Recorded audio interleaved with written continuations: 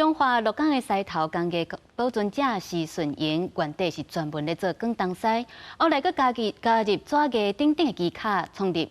鹿港花狮等等的风格。伫咧中华工艺展览馆，即马正咧展出是顺营的作品，互大家来看到传统的狮头出现多样的变化。野白的色水、立体的线路，这是狮头工艺老师施顺营所创立的鹿港花狮。施顺营为北角种的花面得到灵感，甲传统台湾狮加入面谱，佮有开喙花狮等等多变化的狮头。我哋讲传统的是讲敢若微微的嘛，我是把这一些纹路，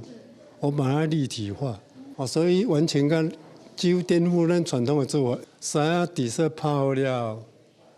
头一个动作绝对要先对目睭先来，因为眼睛你不先把它画好。你没办法，你无法同佮伊对话，你知道？有40年做狮头经验的施顺营老师表示，目睭是狮头上重要的灵魂，狮面会画王字，代表武艺高强的灵狮。